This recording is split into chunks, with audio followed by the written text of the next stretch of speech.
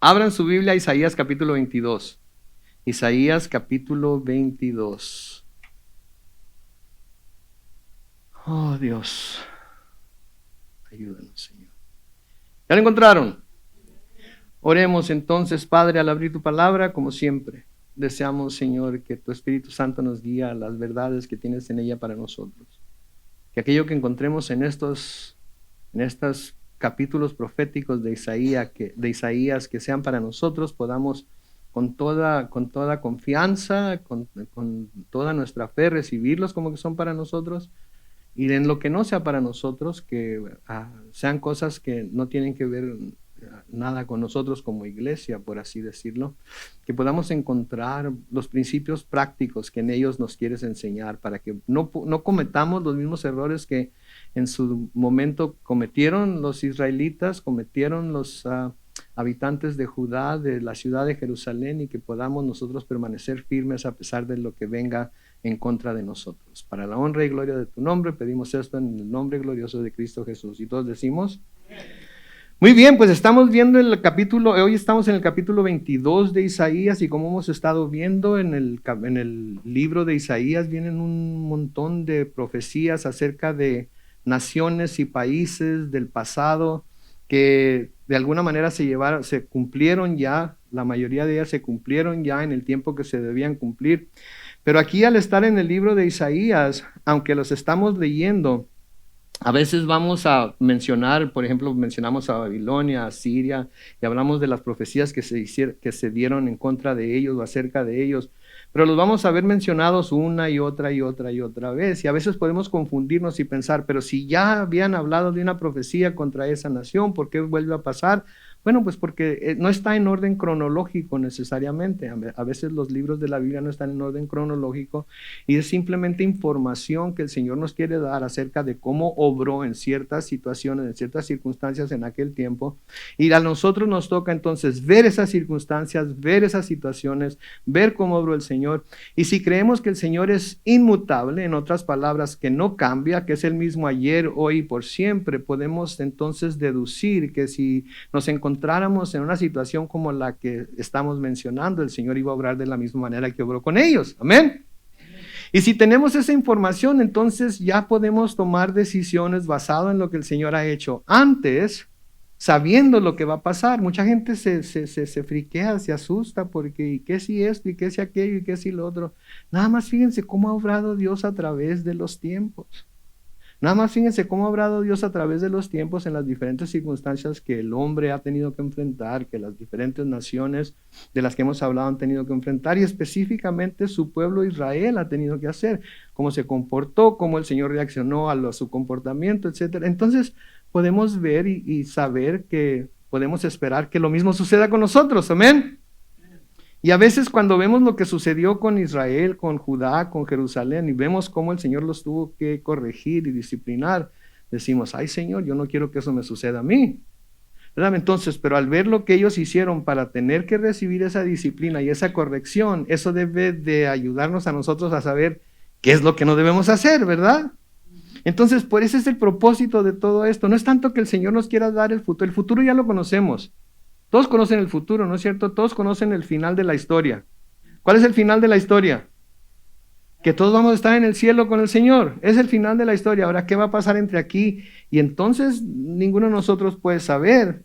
Pero estoy seguro que si el Señor nos dijera a algunos de nosotros las cosas, nos hubiera hablado a algunos de nosotros acerca de las cosas que íbamos a tener que pasar, aun cuando estamos caminando con Él, diríamos, no Señor, eso no. Entonces por eso a veces el Señor no nos dice por adelantado lo que va a pasar, porque no quiere que nos asustemos, porque no lo vamos a soportar si es lo que el Señor hace.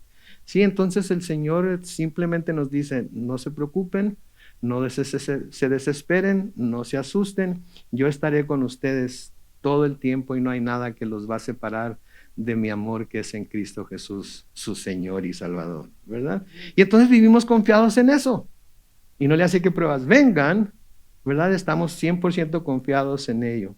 En el capítulo 22 se nos habla acerca de la profecía, acerca del valle de la visión. No sé si su Biblia sea de estudio, si tiene o si tiene encabezados, pero mi Biblia como encabezado tiene profecía acerca del valle de la visión.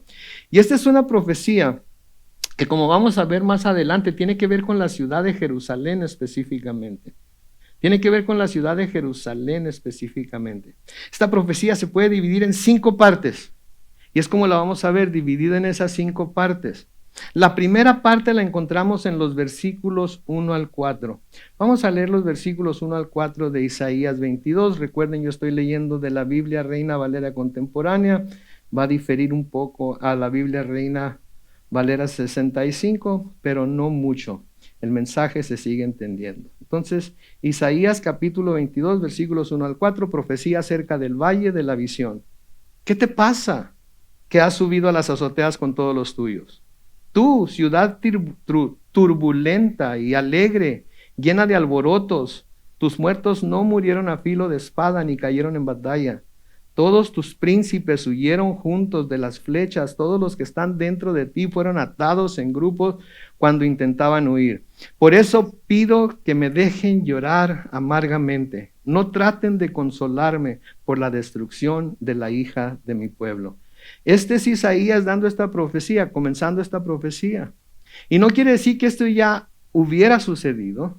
Simplemente Isaías está comunicándoles la visión que el Señor le ha dado para comunicarles.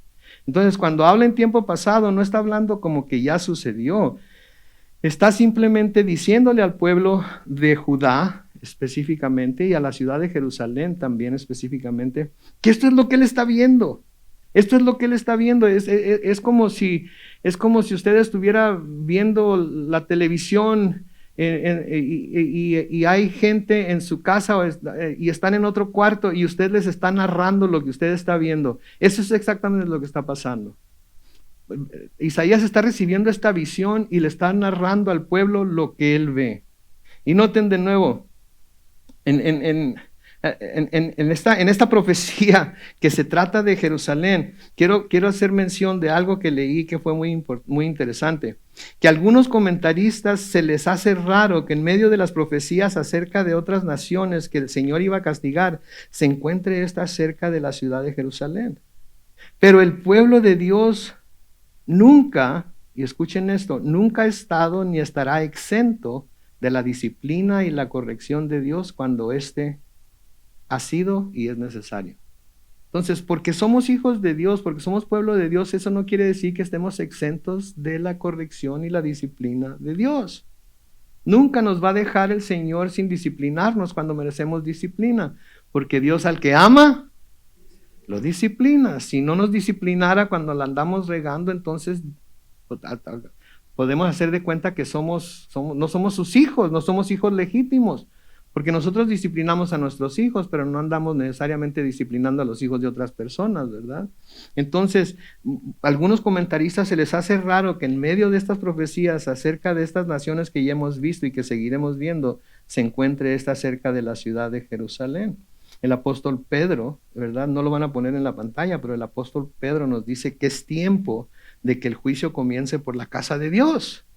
Es tiempo de que el juicio comience por la casa de Dios.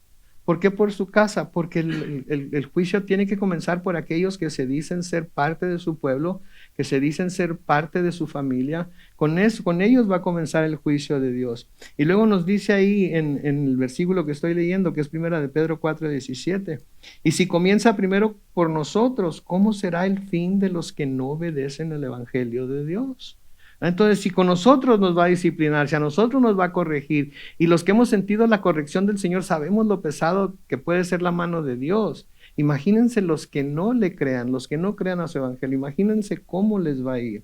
Entonces aquí Isaías hace un contraste entre el alboroto y fiestas ciegas y alegría que se estaba viviendo en Jerusalén, aún a la luz de la visión tan espantosa que Isaías estaba teniendo acerca del sitio y la eventual caída de la ciudad. Y la de sus gobernantes también, que se convirtieron en personas egoístas, que en lugar de quedarse a pelear, como vamos a ver ahorita, habían huido de la ciudad y la dejaron para ser saqueada. Entonces, de nuevo el versículo 1 dice, profecía acerca del valle de la visión.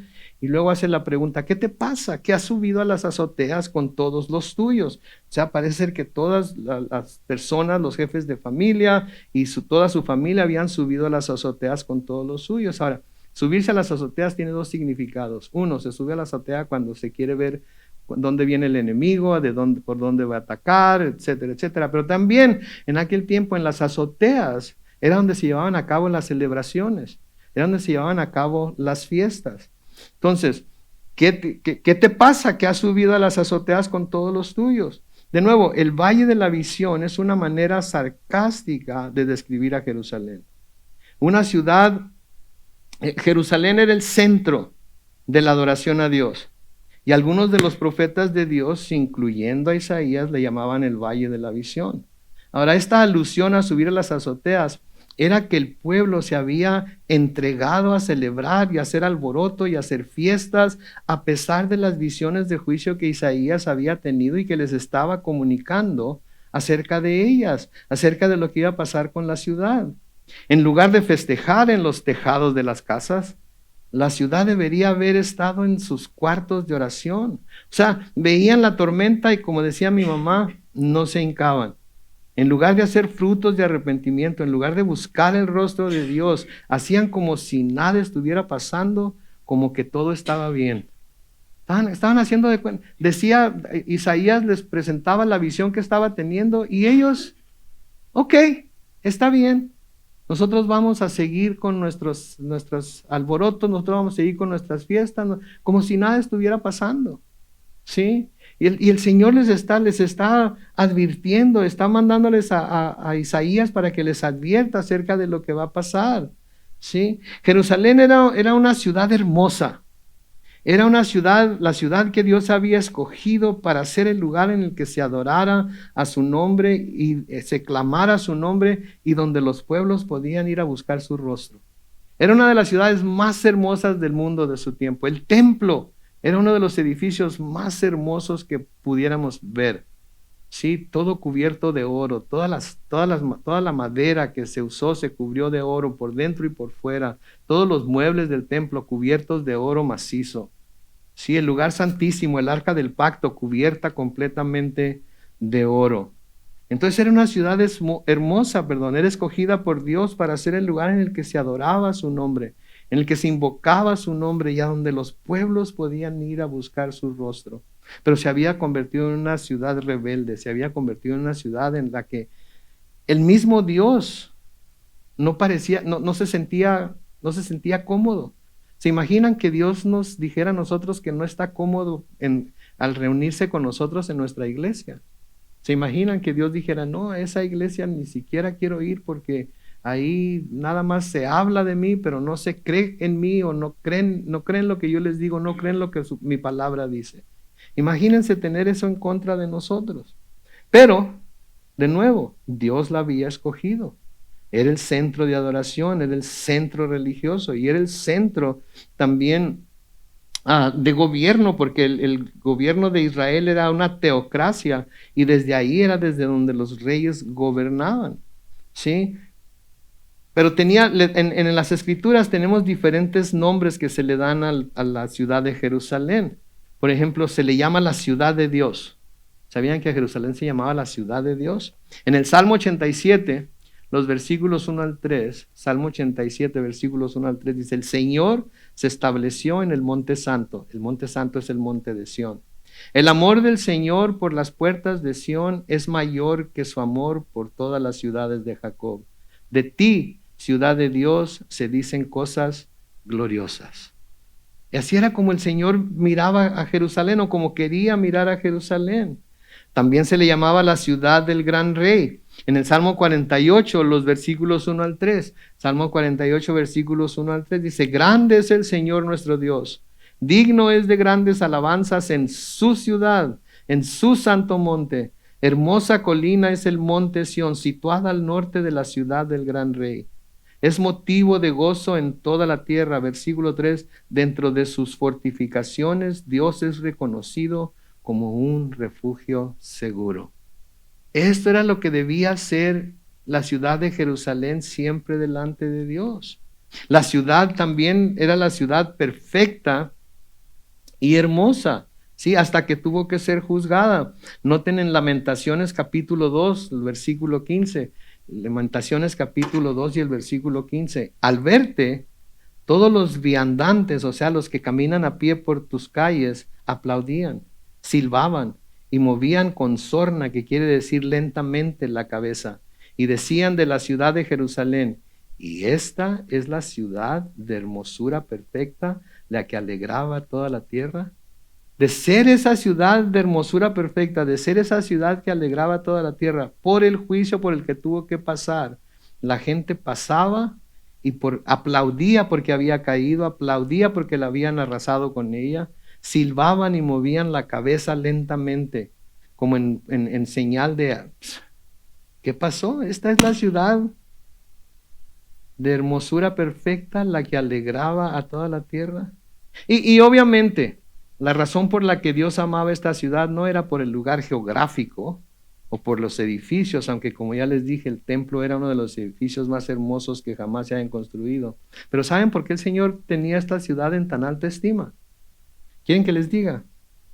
Sí, porque ahí fue en donde Dios dispuso que su pueblo le adorara y llevara sus sacrificios y llevara sus ofrendas, y en donde Él decidió mostrar su gloria.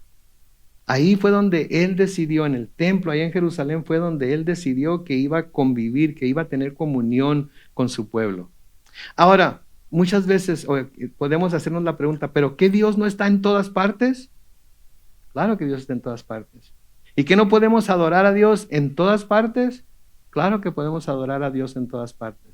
Pero Dios estableció la ciudad de Jerusalén y en particular el templo para reunirse colectivamente con su pueblo, para convivir con ellos, para comer con ellos inclusive.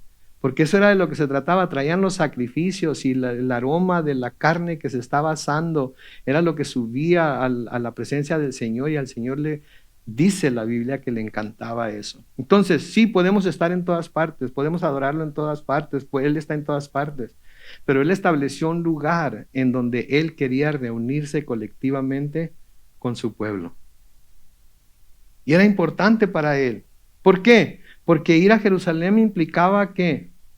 Sacrificio. Implicaba que iban a dejar su tierra, implicaba que iban a dejar su casa, implicaba que iban a agarrar a toda la familia y las ofrendas y todo, y se iban a ir a Jerusalén. Y todo judío buscaba estar en Jerusalén cuando menos una vez al año. Cuando menos podemos ver en la vida del Señor Jesucristo que tres veces subió a Jerusalén para celebrar la Pascua, una con sus padres y dos él con sus discípulos. Entonces, el mismo Señor Jesucristo subió a Jerusalén para celebrar la Pascua. ¿Por qué? Porque ahí era el lugar en donde el Señor había establecido, donde Él dispuso que su pueblo se juntara colectivamente, lo adorara y llevara sus sacrificios y ofrendas, y en donde Él decidió mostrar su gloria. Cuando Salomón finalmente construyó el templo, después de que lo terminó y dedicó el templo al Señor, en Primera de Reyes, capítulo 9, los versículos 1 al 3, dice: cuando Salomón terminó de construir el templo del Señor, su propio palacio y todo lo que pensó hacer, el Señor se le apareció por segunda vez, como ya lo había hecho en Gabaón. Versículo 3, y le dijo: he escuchado las oraciones y ruegos que has hecho ante mí, y he santificado el templo que tú construiste, para que mi nombre esté siempre ahí, y ahí estarán siempre presentes mi corazón y mis ojos. ¿Se fijan lo importante que era para el Señor el templo? Y que su pueblo fuera al templo a adorarlo, que su pueblo llevara sus sacrificios y sus ofrendas al templo. Para el Señor era importantísimo esa vida de comunidad de los judíos, que debían tener, y el templo era el centro alrededor del cual se movía toda su vida religiosa. Es importante que entendamos eso. Es importante porque entonces podemos hacer a un lado la idea de que porque podemos adorar en cualquier parte. No ha establecido Dios un lugar en el cual nos podamos reunir colectivamente para adorarle. En Segunda de Crónicas, capítulo 7, los versículos 1 al 3, noten lo que dice ahí. Cuando Salomón terminó de orar, de los cielos descendió fuego y consumió el holocausto y las víctimas. Noten, y la gloria del Señor, ¿qué hizo? Llenó el templo. Los sacerdotes no podían entrar en el templo del Señor porque su gloria había llenado el templo. Versículo 3. Y cuando todos los israelitas vieron descender sobre el templo el fuego y la gloria del Señor, se postraron rostro a tierra en el suelo y adoraron y alabaron al Señor. Decían, ciertamente el Señor es bueno y su misericordia es eterna. Estaban todos reunidos ahí, presentaron sus sacrificios, sacrificaron los holocaustos, los pusieron sobre el altar de fuego. El Señor descendió con fuego y consumió todos los holocaustos. Y miraron lo que el Señor hizo y se dieron cuenta de que lo que el Señor estaba haciendo era derramar su gloria sobre ese lugar.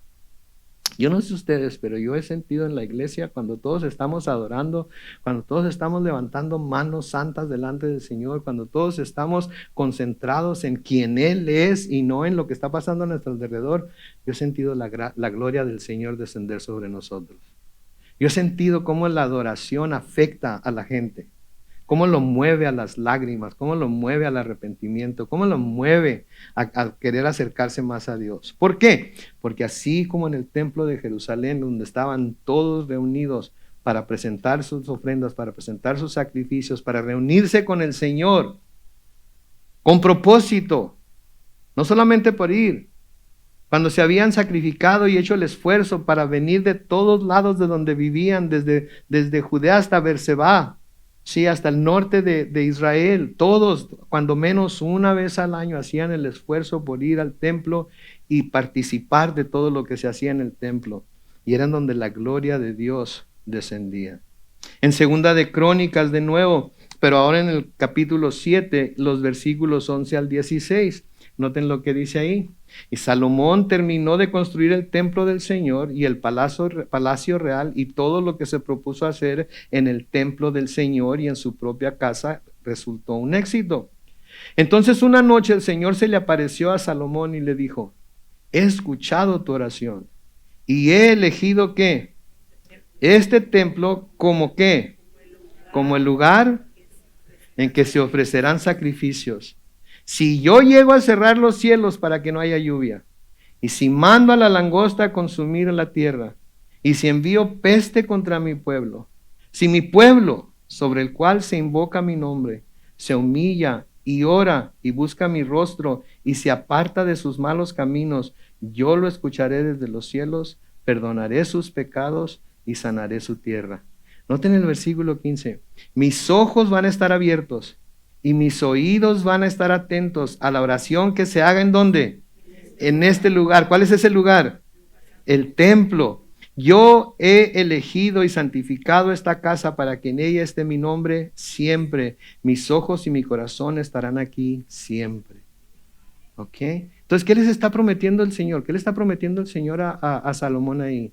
Que cuando el pueblo se rebele contra él, cuando el pueblo le falte contra él, si todos se reúnen en el templo y oran a él y claman a él y todos colectivamente se arrepienten delante de él, entonces él va a oír desde los cielos, ¿sí? Va a oír desde los cielos y va a perdonar su maldad y va a sanar su tierra. Mis hermanos, no es una casualidad que el Señor haga esto, porque cuando todos estamos reunidos y estamos orando en un mismo espíritu, que le pido al Señor que podamos tener servicios de oración en los que todos estemos ahí y se levanten oraciones una tras otra, tras otra, tras otra delante del Señor. Es cuando el Señor no es obligado por nuestras oraciones a cambiar de opinión. Es cuando su corazón es movido porque su pueblo colectivamente lo está buscando. Su pueblo colectivamente lo está buscando. Eso es de lo que se trata.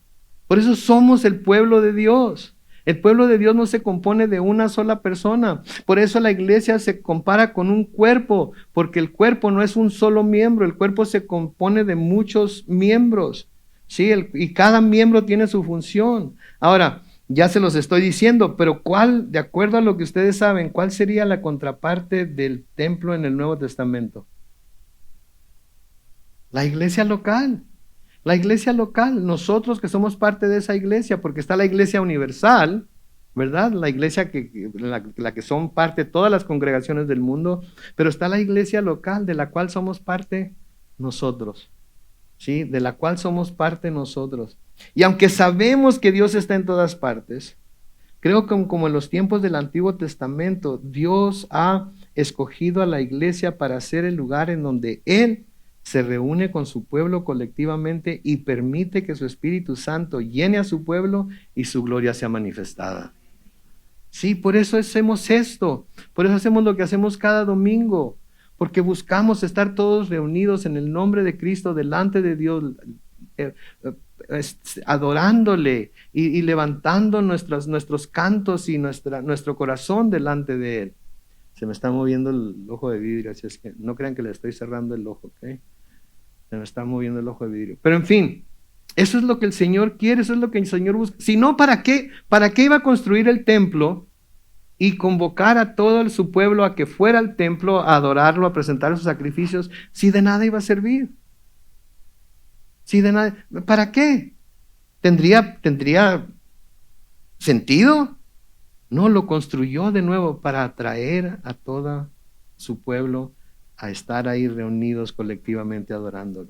Y la iglesia también. Si no es importante ser parte de la iglesia y estar en la iglesia, ¿para qué estableció Dios su iglesia? ¿Qué caso tenía que la estableciera? ¿Qué caso que le diera una posición tan importante como el llamarla la esposa de su hijo? ¿Qué caso tendría de que hubiera enviado a Pablo a no solamente a predicar el evangelio, sino a establecer iglesias en diferentes partes del mundo conocido en aquel tiempo? ¿Qué caso tenía? Simplemente hay que ir a predicar el evangelio, que la gente crea y cada quien agarra por su lado, ¿no es cierto? Pero eso no fue lo que sucedió desde el principio, ¿verdad?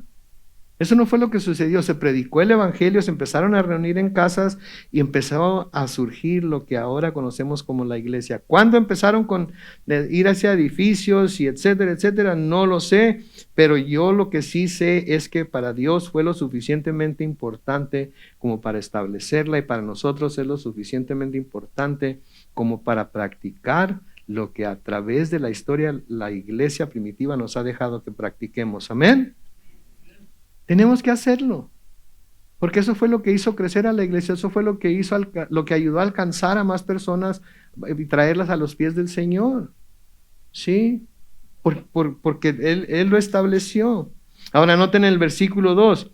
Tú, ciudad turbulenta y alegre, llena de alborotos, tus muertos no murieron a filo de espada ni cayeron en batalla. De nuevo, Isaías recibe esta visión para que vea todo por aquello por lo que Judá y Jerusalén van a tener que pasar por su pecado y se lo comunique al pueblo. Y aunque la visión no tenía nada de bueno, ellos de todas formas no cambiaban sus actitudes, seguían con sus celebraciones, seguían con sus festividades, como si nada estuviera pasando. Está el profeta advirtiéndoles, diciéndoles, gritando a cuatro vientos, esto es lo que va a pasar, esto es lo que viene. ¿Y ellos qué hacen? Nada, no reaccionan, no se dan cuenta de lo que está por, como que no le creen, como que no le creen lo que les está diciendo, como que no le creen lo que está viendo y lo que les está comunicando, ¿sí? Y siguen con sus celebraciones, y siguen con sus festividades, y siguen llenos de sus alborotos, ¿sí? Pero no siempre iba a ser así. Tarde o temprano su danza, sus fiestas, todo se convertiría en llanto, porque eso es lo que sucede. En el libro de Job, en el capítulo 20 y el versículo 5, noten lo que dice. La alegría del malvado, ¿qué? Y el gozo del impío. ¿Se fijan? Ellos estaban alegres, sí, pero eran unos malvados, estaban gozosos, pero iba a ser momentáneo porque tarde o temprano el juicio iba a venir sobre ellos. Sí, tarde o temprano el juicio iba a venir sobre ellos. En Eclesiastés capítulo 7 y el versículo 6, noten lo que dice. Espinos que crepitan, quiere decir que crujen, bajo una olla en el fuego. ¿Han oído la leña cuando se está quemando y como que truena? Espinos que crepitan bajo una olla en el fuego, así resuenan las carcajadas de los necios y también esto es vanidad. Conténtense, alégrense, pónganse de fiesta. No le hace que afuera el mundo se esté desmoronando, no le hace que las cosas vayan de mal en peor, no le hace todo lo que está. Ustedes síganle. Sí, pero tarde o temprano se va a tener que dar cuentas de lo que se está haciendo. Y si no estamos caminando de acuerdo a lo que la palabra de Dios dice, podemos sufrir el mismo fin que sufrió Jerusalén, que sufrió Judá por ser desobedientes al Señor. En el Nuevo Testamento tenemos a Santiago, en Santiago capítulo 4, los versículos 8 al 10. Noten lo que dice: acérquense a Dios y Él. Límpiense las manos, pecadores, y ustedes los pusilánimes o de doble ánimo, purifiquen su corazón. Versículo 9, lloren, aflíjanse, hagan lamentos, conviertan su risa en llanto y su alegría en tristeza. Humíllense ante el Señor y Él los exaltará. ¿Sí? A veces, mis hermanos, estamos en situaciones en las que eso es precisamente lo que tenemos que hacer, humillarnos ante el Señor. Nos quejamos, ¿verdad? Muchas veces de cómo están yendo las cosas, nos quejamos de ello, decimos por qué, decimos que no debería ser así, todo eso. Pero ¿cuánto tiempo nos pasamos orando al Señor para que Él intervenga en esas cosas? No quiero que me digan, pero ¿cuándo fue la última vez, los que tienen hijos en las escuelas o nietos en las escuelas, cuándo fue la última vez que oraron por su escuela o por las maestros o maestras de esos hijos o nietos? ¿Cuándo fue la última vez que los pusieron en las manos del Señor? ¿Cuándo fue la última vez que le pidieron al Señor que los iluminara? Sí, que les abriera el entendimiento, que los alcanzara de alguna manera. Vemos la situación como está en el gobierno y nos quejamos y decimos y etcétera, etcétera, pero ¿cuándo fue la última vez que oramos por nuestros gobernantes? Por la alcaldesa de aquí de Chula Vista o por el gobernador de California. A veces pensamos que Gavin está tan perdido que nadie lo puede salvar, ¿no es cierto? Y en lugar de pedir al Señor que lo ilumine, le pedimos que lo elimine mejor, ¿verdad? Pero tenemos que pedir que lo ilumine. También por Él murió Cristo. ¿Sí? Y ahora vemos y tenemos que hablar de las elecciones, no hay manera, y vemos los candidatos y decimos, qué bárbaro, no hay ni uno que yo pueda decir que va a representarme a mí. Ok, pues vamos a pedirle a Dios, vamos a pedirle al Señor que Él transforme verdaderamente los corazones y Él los alcance. De nuevo el versículo 2 dice, tu ciudad turbulenta y alegre, llena de alborotos, tus muertos no murieron a filo de espada. Noten la segunda parte del versículo, ni cayeron en batalla. Todos tus príncipes, dice el versículo 3, huyeron juntos de las flechas. Todos los que estaban dentro de ti fueron atados en grupo cuando intentaban huir. En la visión del profeta, los gobernantes no son asesinados con la espada mientras están defendiendo heroicamente la ciudad, sino que son capturados mientras huyen para salvar su propio pellejo. Sí, los gobernantes no se quedaron como líderes a pelear por la ciudad. Huyeron, salieron por la ciudad, trataron de salir corriendo. Y como buenos gobernantes, los agarraron y de todas maneras. ¿Sabían ustedes que el gobierno de Estados Unidos tiene bunkers en Colorado y en diferentes partes de Estados Unidos tan profundas y tan protegidos que si hubiera alguna guerra nuclear o algo, en cuanto se dieran cuenta, todos los principales del gobierno, el presidente, vicepresidente, el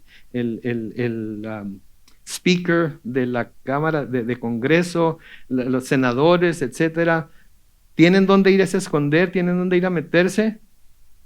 ¿Y yo? y a mí ellos sí pueden correr, pero a nosotros nos dejan a que nosotros nos pase lo que nos va a pasar. Gloria a Dios que somos cristianos. No, porque si eso sucediera, nosotros no tenemos de qué temer más que quizás el dolor, pero en una guerra nuclear no íbamos a sentir ni dolor. Sí, la ola de fuego iba a ser tan poderosa y que no íbamos a sentir nada, íbamos a quedar puros huesos, pero sí rapidísimo. Pero en fin, así son los líderes, son los que deberían estar ahí para defender al pueblo, son los que deberían estar ahí para dirigir al pueblo, para guiar al pueblo, y los líderes son los primeros que ¿qué? Corren, pintan venado, ya tienen todo listo. Sí, y ya saben sus ayudantes que van a traer a sus familias, todos se van a meter en los bunkers y ahí van a estar a gusto. Se pondrán ¿alguna vez creen ustedes que se hayan puesto a pensar cuánto tiempo vamos a tener que estar ahí hasta que la tierra hasta que podamos volver a salir de ahí, volver a vivir en la tierra tan contaminada como va a quedar con tanta radiación? Pero así es el hombre. Así es el hombre. Entonces también aquí en la visión de Isaías, los gobernantes no son asesinados con la espada mientras defienden heroicamente la ciudad, sino que son capturados mientras huyen para salvar su propio pellejo. Busquen ahí en su Biblia, Segunda de Reyes capítulo 25. Segunda de Reyes capítulo 25, cuando lo encuentren digan amén. Ok. Porque aquí es en donde de alguna manera se nos presenta esto que se está diciendo en el versículo 2 y 3. Noten. Segunda de Reyes capítulo 25, versículos 1 al 7. Dice, Sedequías se rebeló contra el rey Nabucodonosor de Babilonia, y Nabucodonosor vino con todo su ejército y atacó a Jerusalén y la sitió. Sitiar quiere decir la rodeó y nadie podía entrar y nadie podía salir. Lo que se trataba era de que se estuvieran muriendo de hambre o se estuvieran muriendo de sed para que abrieran las puertas de la ciudad y pudieran entrar los babilonios. Y levantó torres de asalto a su alrededor. Era el día 10 del mes 10º del 9º año del reinado de Sedequías. Versículo 2. Y la ciudad estuvo sitiada hasta el año 11. Sí, o sea, por 2 años estuvo sitiada la ciudad de su reinado. A los 9 días del 4º mes, el hambre en la ciudad se agravó al grado de que la gente del país no tenía nada que comer. Versículo 4. Como ya se había abierto una brecha en la muralla de la ciudad, todos los hombres de guerra se pusieron a pelear contra los babilonios, ¿verdad? No, todos los hombres de guerra que hicieron, huyeron durante la noche, salieron por el camino de la puerta que estaba entre los 2 muros, junto a los huertos del rey, a pesar de que los caldeos rodeaban la ciudad. El rey también se montó en su carro de guerra y agarró su espada y sus arcos y sus flechas y se fue a pelear, ¿no es cierto? No, el rey se fue por el camino de Arabá, pero el ejército caldeo siguió al rey y lo apresó en las llanuras de Jericó. Y después de que todo su ejército había sido dispersado, Versículo 6, apresado el rey, lo llevaron ante el rey de Babilonia en Riblá y dictaron sentencia contra él. Escuchen, a los hijos de Sedequías los degollaron en presencia de Sedequías, y a este le sacaron los ojos, y encadenado se lo llevaron a Babilonia. Mis hermanos, lo que la Biblia profetiza en un momento dado, se cumplió. Y de nuevo, como les he dicho antes, es importante que nos demos cuenta que todo lo que dice Dios se va a cumplir. Porque las cosas que todavía faltan por cumplirse, podemos estar 100% seguros que se van a cumplir también, tal y como la Biblia dice que se van a cumplir. Y eso debe darnos seguridad. Entonces, lo que Isaías estaba profetizando fue exactamente lo que sucedió. Se fueron huyendo los principales, se fueron huyendo los príncipes, se fueron huyendo, ¿sí? Sin pelear, pero en el camino los atraparon y también los mataron. Versículo 4. Por eso pido que me dejen llorar amargamente. Sí, Isaías como que ya no soporta lo que está viendo. Ya no, qué carga tan grande, ¿no? Que por eso algunas de las profecías se les llama cargas. ¿Sí? Qué carga tan grande la que tenía que llevar Isaías, ¿no es cierto? Que el Señor le estuviera mostrando todo esto, que Él estuviera diciendo al pueblo exactamente lo que iba a pasar, y al pueblo todo lo que le estaba diciendo le hacía ¿qué? No le hacía nada, no lo movía. No se arrepentían, no se volvían a Dios, no pedían perdón. Y por lo que está viendo, dice, por eso pido que me dejen llorar amargamente. No traten de consolarme por la destrucción de la hija de mi pueblo. Isaías estaba lamentando por lo que le sucedería a Judá y Jerusalén. Sí, se estaba lamentando, estaba llorando, estaba triste, estaba acongojado por lo que estaba viendo que iba a suceder. Pero me imagino yo que más acongojado estaba, que aunque les estaba comunicando al pueblo lo que iba a suceder, esto no tenía ningún efecto en ellos. No tenía ningún efecto en ellos. Sí, es triste, es de veras, cuando alguien viene con uno por un consejo y uno le aconseja lo que bíblicamente debe hacer y la persona se da la vuelta y se va de todas maneras por su lado a hacer lo que quiere hacer, uno se acongoja, se siente triste. Sí, todo el mundo tiene derecho a tomar su propia decisión, ¿ok? No me malentiendan. Pero cuando claramente vemos lo que las escrituras dicen acerca de tales o cuales situaciones, y como pastores y consejeros les decimos a las personas que esto es lo que dice la Biblia, y se dan la vuelta y como que, pues ni modo, si eso es lo que dice la Biblia, pues eso es lo que dice la Biblia, pero en mi situación no, no es lo que creo que deba ser. Ok, está bien, pero se siente uno así como que, all right, Señor, protégelo, protégela, ayúdale, sé con ellos, etcétera. Y toda situación tiene, ¿verdad?, maneras diferentes de verlo. Yo sé, cada situación es única y tenemos que verlo todo. Pero en su mayoría el consejo que el Señor tiene es muy claro. Entonces Isaías estaba lamentándose por lo que sucedería a Judá y Jerusalén, de la misma manera en la que Jesús se lamentó por Jerusalén en el Nuevo Testamento. ¿Se acuerdan cuando Jesús se lamentó por Jerusalén en el Nuevo Testamento? En Mateo capítulo 23, los versículos 37 al 39, noten. El Señor, entrando en la entrada triunfal a Jerusalén, se baja de su burrito y se para en frente de la ciudad y dice: Jerusalén, Jerusalén, que matas a los profetas y apedreas a los que son enviados a ti. ¿Cuántas veces quise juntar a tus hijos como junta la gallina sus polluelos debajo de sus alas y no quisiste? Miren cuán desolada queda la casa de ustedes. Porque yo les digo que no volverán a verme hasta que digan: bendito el que viene en el nombre del Señor. ¿Y qué sucedió?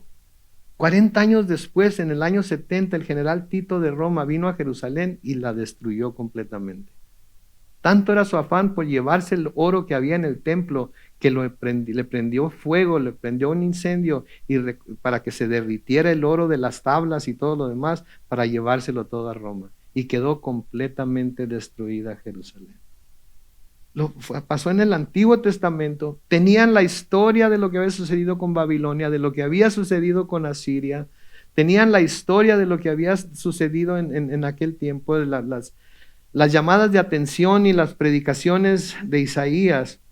Y ahora vamos al Nuevo Testamento y vuelven a cometer el mismo error.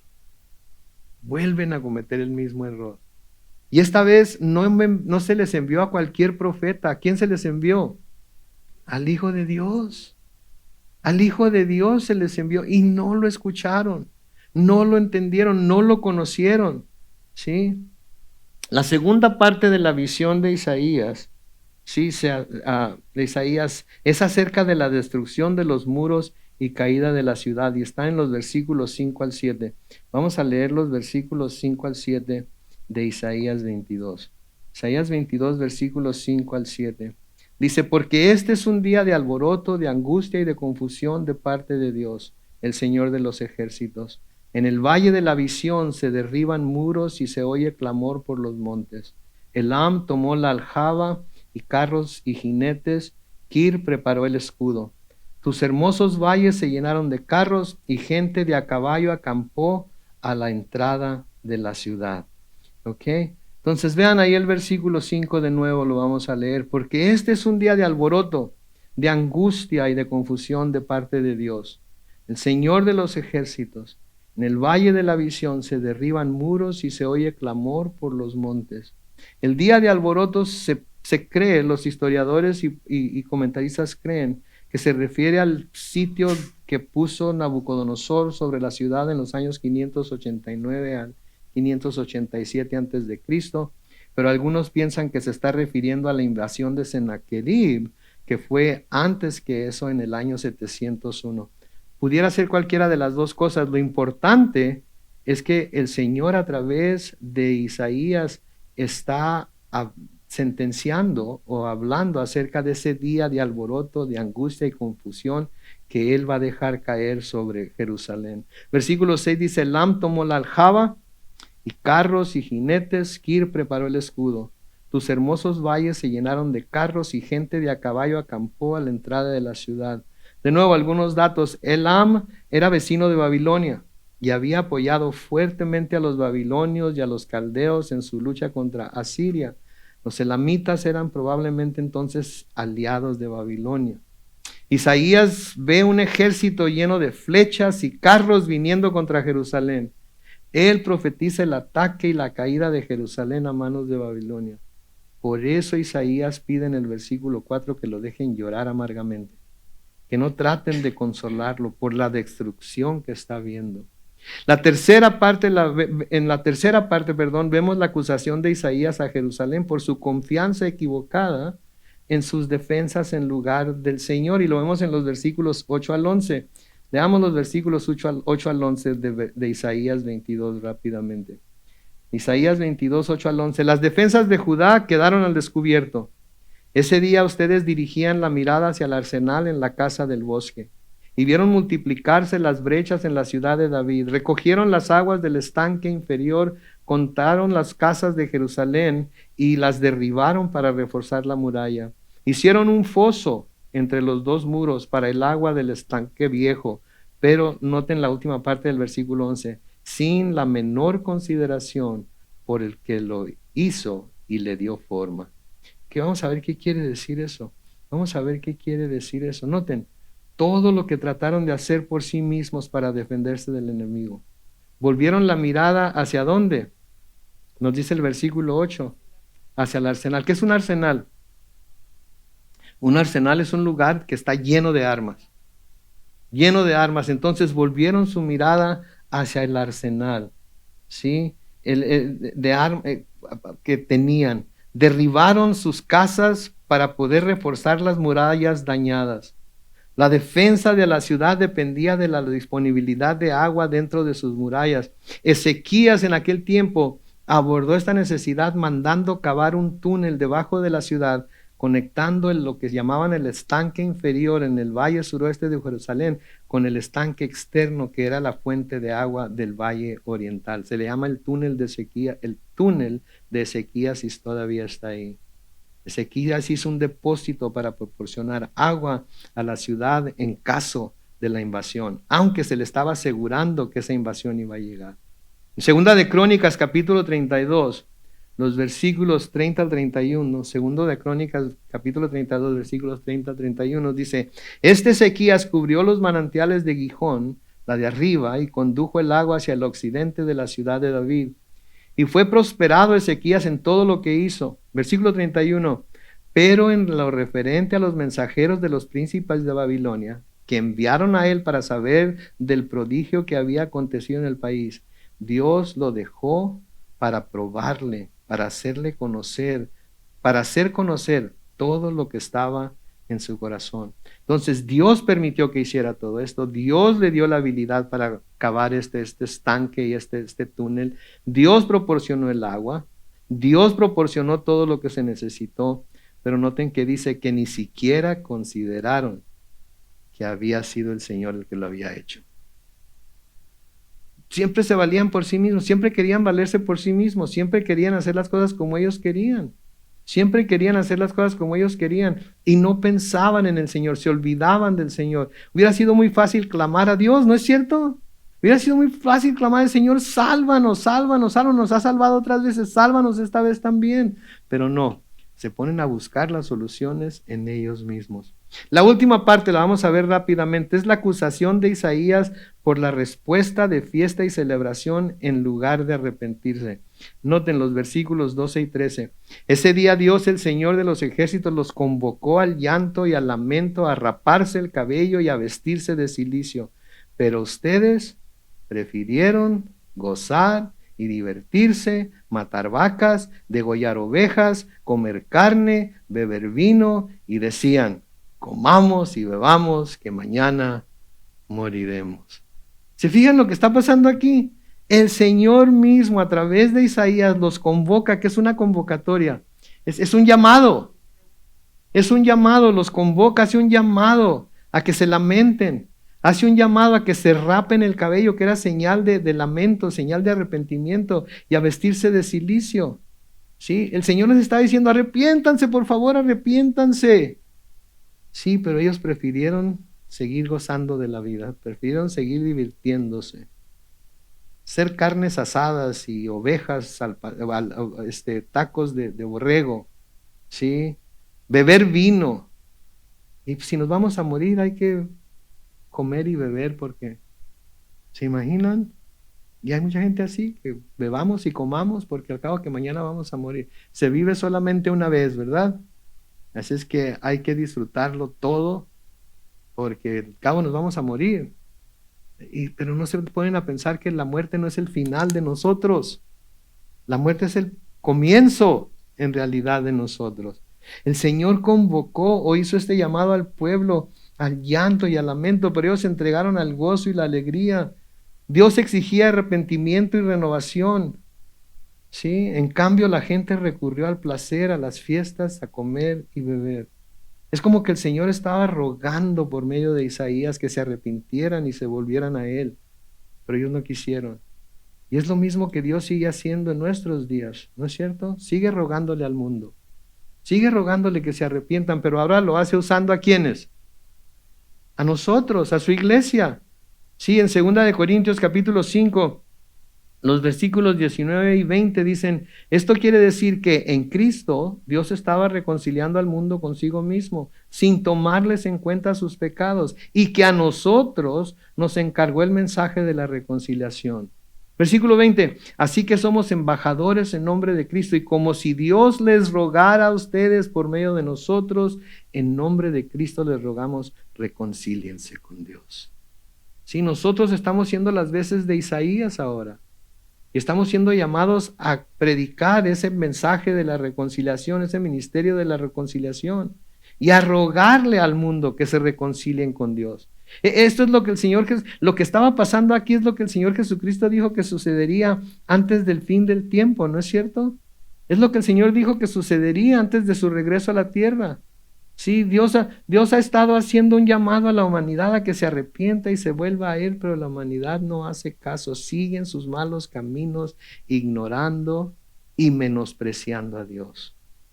¿Se acuerdan lo que les dijo el Señor a los discípulos en Lucas capítulo 17, en los versículos 26 al 30? Tal y como sucedió en los días de Noé, así también sucederá en los días del Hijo del Hombre.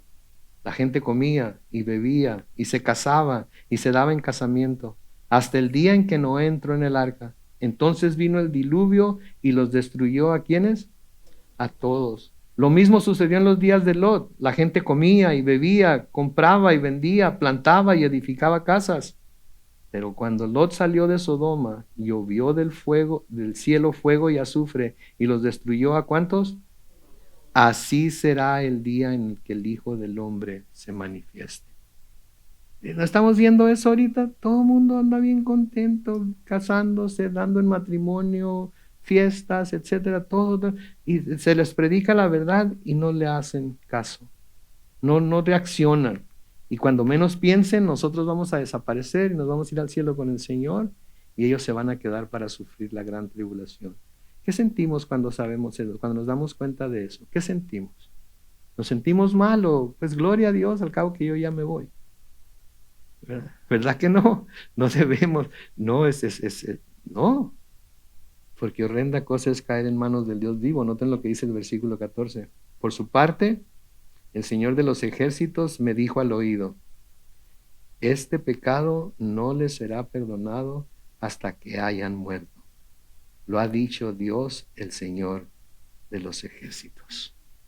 Sí, este pecado no les será perdonado. Van a morir por él. No hay otra. Van a tener que sufrir las consecuencias. Y noten, cierra diciendo, lo ha dicho Dios, el Señor de los ejércitos. ¿Por qué? Porque si lo ha dicho Dios, así va a suceder. En Ezequiel, con esto vamos a terminar aquí ya, y gracias por su paciencia.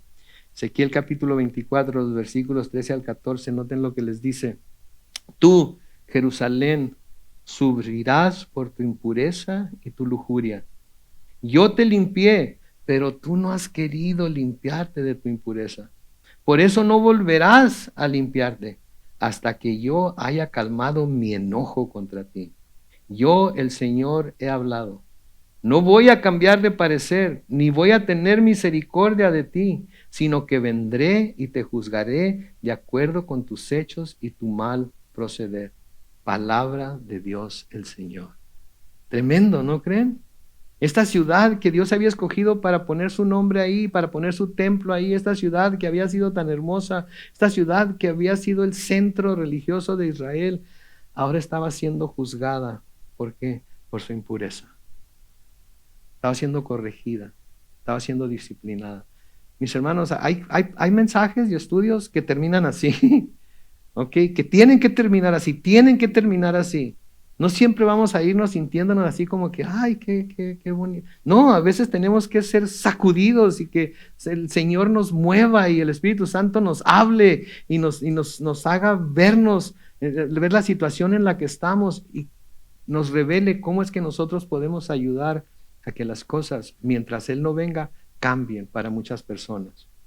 Y la única forma que eso sucede es predicando el Evangelio de Jesucristo, llevando a los perdidos a los pies de Cristo y advirtiéndoles lo que sucederá si no creen. Amén. No. Lo tienen que creer. Amén. Oremos. Padre Celestial, te damos gracias por tu palabra, Señor, y aunque a veces leemos pasajes como este, que es difícil de leer y estudiar y explicar y exponer, Señor, y no terminan de una manera que nos hagan sentirnos bien o a gusto, o al contrario, nos sentimos así como que, ¿cómo es posible? Gracias, Señor, porque nos hablas con tanta franqueza, nos hablas directamente, nos dejas saber exactamente lo que está pasando y cómo esto nos pudiera afectar a nosotros, Señor. Y te pedimos, ayúdanos a no caer en el mismo error que los judíos, Señor, a no caer en el mismo error que Jerusalén, que lo habían experimentado a través de la historia. Te desobedecían, te dejaban de buscar tu rostro, dejaban de buscar hacer tu voluntad y tenías que disciplinarlos porque los amabas y no querías que se perdieran completamente. Señor, ayúdanos a reconocer cuando tú nos estás disciplinando con el propósito de volvernos a ti, Señor, con el propósito de ayudarnos a tener un reencuentro contigo. Sabemos que por más lejos que nos encontremos de ti, Señor, no estamos tan lejos que tú no nos puedas alcanzar. Debemos creer que si nos acercamos a ti, tú te acercarás a nosotros, Señor. Ayúdanos a ser humildes, a reconocer nuestros errores y a clamar por tu perdón y por tu misericordia y gracia, Señor. Nos encomendamos a ti. Te entregamos todo lo que somos. Sigue abriéndonos los ojos a las verdades de tu palabra y sigue ayudándonos a tener esa visión completa de quién eres tú. Un Dios de gracia, de misericordia, un Dios de bondad, de amor, pero también un Dios de justicia, Señor. Gracias por darnos la imagen completa, por no dejarnos a medias, por revelarnos todo lo que has hecho en el pasado, todo lo que estás haciendo ahora y por habernos ya dicho lo que va a pasar en el futuro. Ayúdanos a esperar ese futuro glorioso contigo en el cielo, Señor, con ánimo, Señor, preparados para que el día en el que tú nos llamas podamos ser arrebatados y llevados al cielo. Bendecimos tu nombre y lo hacemos todo en el nombre glorioso de Cristo Jesús. Y la iglesia dice, amén y amén.